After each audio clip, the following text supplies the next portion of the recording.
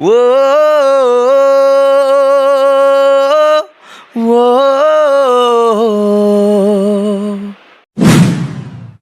नमस्कार, आप express news देख रहे हैं और हमारे साथ में इस वक्त जो है अब्दुल सैग जी हैं। 2023 सारेगामा पाक एफएम। और आपको बता दें कि बेहतरीन गाना जो है ये गाते हैं। अभी इनका थोड़ी देर के बाद जो है बोहरा स्टेडियम में कार्यक्रम है। सबसे पहले तो आपका गुड्डा में बहुत बहुत स्वागत है। Thank you so much. और मैं बहुत बहुत सभी का शुक्रगुजार हूँ जो मैं यहाँ पे हूँ और आप लोगों की प्यार की वजह से मैं इतने बड़े स्टेडियम में और इतने बड़े स्टेज पे मुझे गाने का मौका मिला है। एंड आई होप बहुत अच्छा हो, मैं उम्मीद करता हूँ। लोग जो हैं अभी आपको सुनने के लिए बेताब हैं, इंतज़ार कर रहे हैं स्टेडियम में भी कि कब आप जाइएगा। अपने बारे में थोड़ा सा लोगों को बताइए कि कैसे आपका ये जो सिंगिंग का जर्नी शुरू हुआ और कैसे आप उतने बड़े मंच पर पहुंच पाए, जहाँ हिमेश रेशमिया और काफ़ी बड़े बड़े सिंगर थे जो आपको आपके सॉन्ग को जैसे हम लोग देख रहे थे कि सुन करके बात कर रहे थे। तो सबसे पहले तो मैं एक चीज़ बताना चाहता हूँ कि पिछले 7-8 साल से मैं इंडियन क्लासिकल, हिंदुस्तानी क्लासिकल जो म्यूज़िक होता है उसकी मैं तैयारी कर रहा हूँ। आप जैसे मेरे उस्ताद हैं जिनका नाम है उस्ताद लियाकत अली खान साहब। तो लियाकत अली खान साहब, अगर आपने जैसे बड़ी बड़ी मूवीज़ गदर, उड़ जा काले कांवा में उनके जो सारंगी जो उन्होंने बजाई हुई है, तो बहुत सारे पीसेस बजाए हुए, तो उन्होंने मुझे बहुत सपोर्ट किया, बहुत अच्छी तालीम दी। तो म्यूज़िक की शुरुआत ऐसे हुई कि मैं एक कॉलेज में जब मैं अपना बीकॉम कर रहा था, तो मैं ऐसे कॉलेज में गया और मेरे दोस्तों ने मुझे बहुत मोटिवेट किया कि मेरे दोस्तों ने बोला कि यार तुझे गाना चाहिए। तब तक मैंने सीखना शुरू नहीं किया था, तो तुझे गाना चाहिए और कोशिश करनी चाहिए। तो मुझे धक्का मार के स्टेज पे कैसे कैसे ले गए। तो आपके गाने को तो वो सुने होंगे कभी तब। हाँ हाँ, मैं कोने में ना लास्ट बेंच पे बैठ के आराम आराम से उनको गाना सुनाया करता था। तब वो लोगों ने, सबसे ज़्यादा मेरे दोस्तों ने बिलीव किया कि मैं गा सकता हूँ, बट जबकि हालांकि मुझे पता नहीं था कि मैं गा सकता हूँ और मैं गा पाऊँगा। तो ऐसे करके एक कॉलेज, जो मेरा कॉलेज था, उस कॉलेज में 8-9 कॉलेजेस से लोग परफॉर्म करने के लिए आए थे। और उस टाइम हमारा कॉलेज पहली बार सिंगिंग कंपटीशन में जीता था मेरी वजह से। तो मैं फर्स्ट प्राइज़ आया था। तो बहुत खुशी हुई मेरे दोस्तों को, मेरे पेरेंट्स को। और तभी मेरे पेरेंट्स ने, हालांकि मैं तैयार नहीं था, मुझे स्टेज फियर बहुत था। मैं स्टेज को देख के मुझे बहुत डर लगता था पहले। बट फिर उसके बाद यहाँ से जो जर्नी शुरू हुई, सीखने की शुरुआत हुई, फिर मुझे ऐसा लगता था कि कहीं मैं रियलिटी शो मुझे जाना चाहिए कि नहीं जाना चाहिए। क्योंकि अभी जैसे अन्नू जी हैं, हिमेश जी हैं, नीति मोहन हैं, तो ये सब इतने बड़े बड़े दिग्गज हैं। अगर मैं आपको बता रहा हूँ कि जब मैं पहली बार गया था, तो मैंने आंख बंद करके मैंने देखा ही नहीं। पहली बार तो जजेस को ही नहीं देखा, क्योंकि उनके सामने परफॉर्म करना ही एक बहुत बड़ी बात है। आप आगे जाओ ना जाओ, बट वहाँ आप खड़े होकर उस मंच पे परफॉर्म कर रहे हो, तो वो बहुत बड़ी बात है। एंड सबसे ज़्यादा खुशी मुझे इस बात की हुई कि अन्नू मलिक जी ने एंड हिमेश जी ने मुझे बहुत सपोर्ट किया है। और तो लोग जो हैं ये भी बोल रहे हैं कि आपके आ जाने से जो केके का जो कमी है वो कहीं ना कहीं पूरा हो जा रहा है, लोग ऐसा बोल रहे हैं। हाँ, तो ये मेरे लिए बहुत ही बड़ा कॉम्प्लीमेंट है, क्योंकि जब मैंने ऑडिशन का पहला गाना गाया था, जिसका नाम है फिरता रहूं, तो वो गाना गाते ही लोग बोलने लगे कि अरे हमें के सर वापस मिल गए। तो सुन के भी अच्छा लगता है बहुत। पहली बार जब आप मंच पर गए होंगे, कैसा फील हो रहा था और वहाँ तक का सफ़र कैसा रहा, मंच तक का सारेगामा पा तक जाने का सफ़र, जर्नी कैसा रहा, कैसे आपका सिलेक्शन हुआ? तो पता है क्या हुआ था, जब मैं ऑडिशन में, जब पहला राउंड, पता है जब जो टीवी पे हम देखते हैं ना, उससे पहले भी 2 राउंड्स होते हैं। उसमें भी आपको अच्छा गाना पड़ता है, तब जाके आप टीवी पे दिखाए जाते हैं। तो लकीली ऊपर वाले के करम से मैंने जब परफॉर्म किया, वो 2 राउंड मैंने जो टीवी पे पहले, वो बॉम्बे में हुआ था। बॉम्बे में हमारे कॉलेज के पीछे ही होता है हर साल। तो वहाँ बेसिकली जो है वहाँ मैं प्रॉपरली बॉम्बे से ही हूँ, मैं बॉम्बे की पैदाइश हूँ।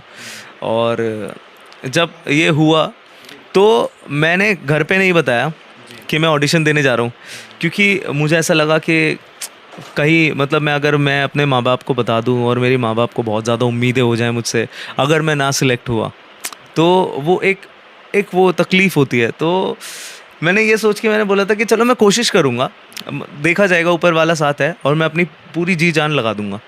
और हाँ एक चीज़ थी, उस टाइम पे मेरा एक प्लस पॉइंट ये था कि मैंने गाना जो सिलेक्ट किया था वो एक आपको अगर पता होगा कि अरिजीत सिंह का एक गाना है जो अरेबिक अंग में उन्होंने गाया है, बिनते दिल जिस गाने का नाम है।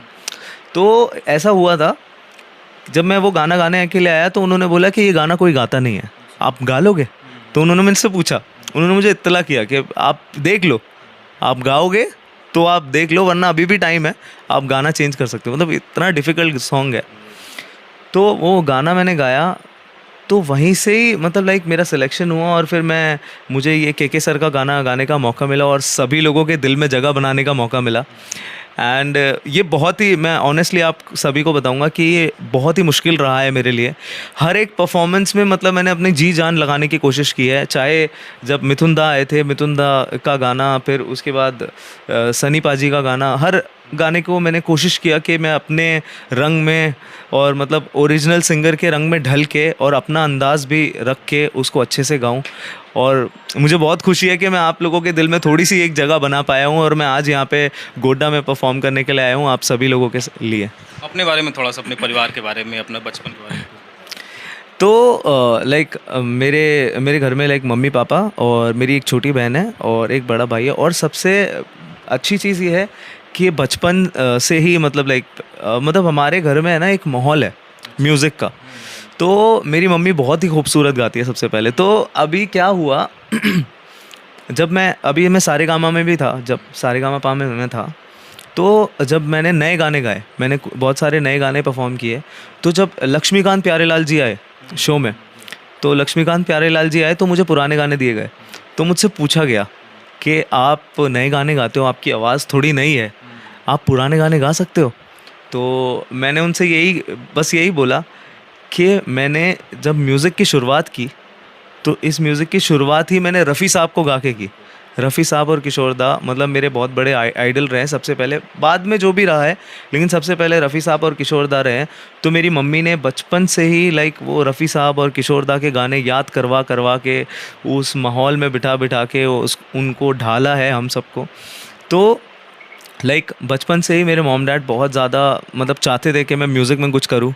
और लाइक अभी ऐसा लग रहा है कि मैं उनके लिए कुछ ऐसा किया है जो मेरे मॉम डैड बहुत ज़्यादा खुश हैं। आगे और क्या अपने आप को कहाँ देख पा रहे हैं, कहाँ करना चाहते हैं? मैं आपको एक चीज़ बताना चाहता हूँ आप सभी लोगों को कि मैं प्लेबैक सिंगिंग करना चाहता हूँ, जो कि हर एक सिंगर का ड्रीम होता है। मैं मतलब बड़े पर्दे पे गाना चाहता हूँ। तो अभी हुआ ये है कि जैसे आपको महेश भट्ट हम सभी को पता है, जैसे जो आलिया भट्ट के डैड है, वो इतनी बड़ी बड़ी पिक्चर्स बनाते हैं। तो अभी हाल ही में ऐसा हुआ कि मैं सोशल मीडिया पे गाना गा के डालता था। अब फिर मुझे अचानक से महेश सर का कॉल आया डायरेक्टली कि मुझे आपसे ऑफिस में मिलना है। तो वो बॉम्बे में मैं उनसे ऑफिस में मिला। मैं बहुत डरा हुआ था हालांकि, क्योंकि अब आप देखो कि महेश भट्ट सर के साथ मतलब इस इंडस्ट्री में, हाँ इस इंडस्ट्री में मतलब हर कोई परेशान है कि किस तरह से हम उनके साथ काम कर ले। तो उन्होंने मुझे बुलाया, बिठाया, बहुत प्यार से उन्होंने बोला कि मुझे तुम्हारी आवाज़ बहुत पसंद है, तो मैं तुम्हें एक ब्रेक देना चाहता हूँ। तो अभी एक महेश भट्ट सर की एक पिक्चर रिलीज़ हुई है जिसका नाम है ब्लडी इश्क। तो उसमें मेरा एक फ़िल्म का गाना रिलीज़ हुआ है और अभी बहुत ही जल्द एक बहुत बड़ी फ़िल्म आ रही है जो मार्च और अप्रैल में 2025 में रिलीज़ होगी। वो भी महेश भट्ट सर की है। उसमें अनुपम खेर, ईशा देओल और ये सब जैसे बड़े बड़े कास्ट हैं। तो उनके लिए मैंने 2 गाने गाए हैं। अभी बस दुआ करते हैं कि आप सभी लोगों को लाइक वो गाने पसंद आए और आप लोग उन गानों को बहुत पसंद करो। बिल्कुल, आपके गाने जो हैं लोग पसंद कर भी रहे हैं और आगे पसंद करेंगे।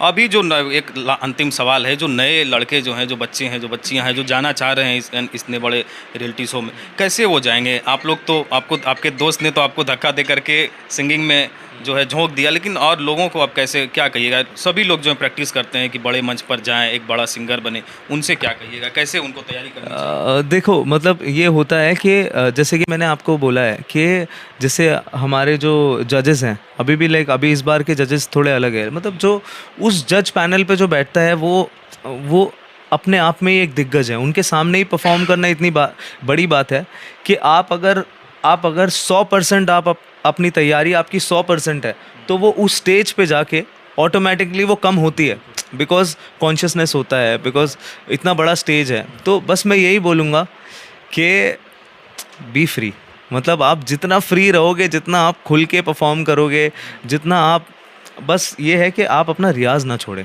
मतलब मैं मतलब आज मुझे 4 साल हो गए हैं, मतलब सीखते हुए तो खैर मुझे 7 साल हो गए, बट मैंने पिछले 4 साल से मतलब एक ऐसा कोई दिन नहीं हुआ होगा, मतलब चाहे मैं ट्रैवल कर रहा हूँ, चाहे मैं कुछ भी कर रहा हूँ, मतलब चाहे मुझे आधे घंटे का रियाज़ मिले, चाहे 1 घंटे का रियाज़ मिले, मैं अपनी प्रैक्टिस करे बिना मैं स्टेज पे नहीं चढ़ता हूँ। तो वो इम्पॉर्टेंट है। अगर आप अपनी प्रैक्टिस करते हो, आप अपने काम में सच्चे हो, तो ऊपर वाला मतलब आपको कोई नहीं रोक सकता।